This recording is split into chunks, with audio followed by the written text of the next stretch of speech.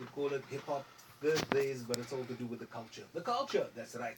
We've got a special connection, man, with hip hop culture in South Africa, specifically in Cape Town. But it's good to know, man, that things are still evolving. People are getting busy. People are making sure that things are living in other spaces and areas as well, and that's what it's all about. Ladies and gentlemen, it's really fantastic to introduce to you, to welcome to the show, Jeremiah Fynn, if I'm correct, all the way from KZN. Good evening, my brother. Welcome to the Ready D show.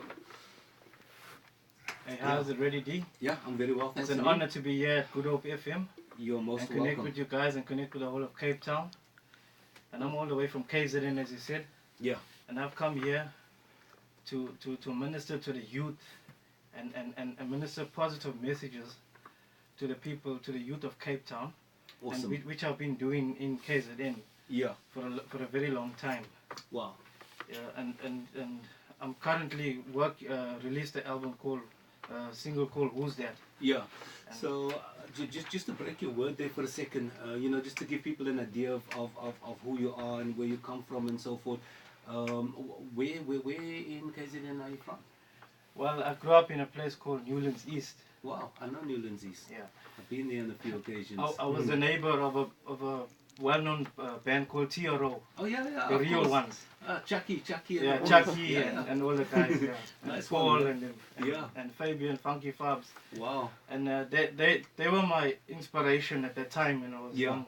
And I discovered in 1998 that I have a love for hip hop. Yeah. I have a love for rap.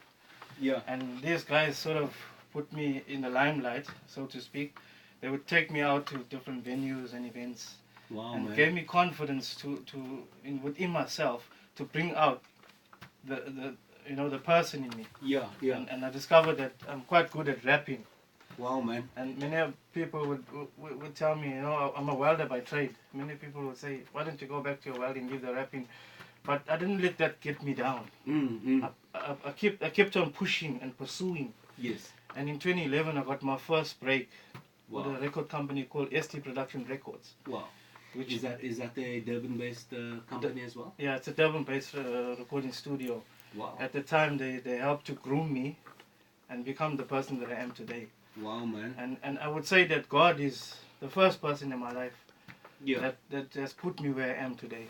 Looking at hip hop and the music where it's going in this day and age, when you're speaking about ministries or spreading a positive word with a lot of young people, I think it sounds a bit foreign to them because they're being exposed to a completely different message, if I can put it that way. And being in the industry for a very long time, you kind of understand why certain artists choose to go in that direction. Now noticing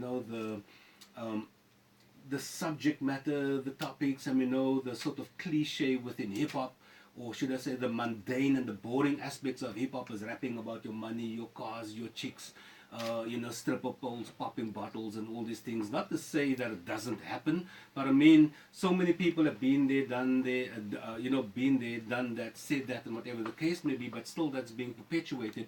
And it's interesting how a lot of young people still gravitate towards that, and we find artists such as yourself speaking about ministries and kind of uplifting youth. So how do you cope with that dynamic? Don't you feel like a degree of pressure when people say, why are you rapping about these things? You should be sounding like this rapper and that rapper because that's the popular thing to say. Well, I think you just gotta be yourself as a person, and not worry what other people say, because you can bring out the best in yourself if you just lay down your track, and just do your thing. And I believe that to become a good artist, let's just be yourself and not worry about what people say, because that's going to just bring you down. Awesome. And you're going to go to the scrums, so to speak. Nice one. So I just block my ears. Yeah. And I just do my thing. Cool. And in 2002, I took a Best Male Artist of the Year award at the SAGMA. At the time, it was South African Gospel Music Awards. Wow. And now they have Crown Gospel. They've closed that section down. And now they have the Crown Gospel.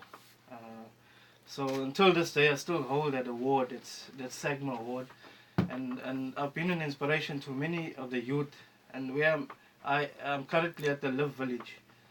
I work at the Live Village, and I'm currently at the village. Okay. And I've inspired a lot of the youth and a lot of the kids there. Yeah. And I'm seeing that this minister thing is working because it's making them become better people, you know, better about themselves. Of course. From when I started at the Live Village, until now, I've seen a lot of improvement, you know. I've seen guys build up their self-esteem. Many of them had low self-esteem, but I've seen them build up their self-esteem and becoming better people. And, you know. Awesome stuff. Jeremiah, I think what we're going to do now is we're going to go back to a track, and then I'm going to drop a beat over there so that we can put you in the cipher and we can introduce Cape Town City and everybody else, you know, listening in to who Jeremiah Fynn is.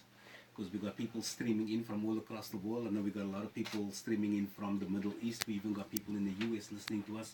We've got neighboring African countries. I know that we've got a lot of people out in Malawi that listens as well. We even got people out in Angola as well. So big ups, man, to everybody out in Namibia as well. And so many people streaming. And I know there's a lot of South Africans and expats missing home, and they want to hear our way, me bro, what kind, who sit and all that, because they get homesick, so they want to hear a little bit of the local dialect. So we love to rub it in on this show. We gooi the r's and the h's and all that vibe, so we make them homesick so they can come back. That's what it's all about. Ladies and gentlemen, we got Mr. Sinister, one of the top turntablists on the planet, coming in with a banger called Without Fear, and that's what we do right here on the Ready D Show. Right after this, we will be putting Jeremiah Fynn into the cipher. He's going to be dropping a couple of verses for us, so stay tuned and enjoy.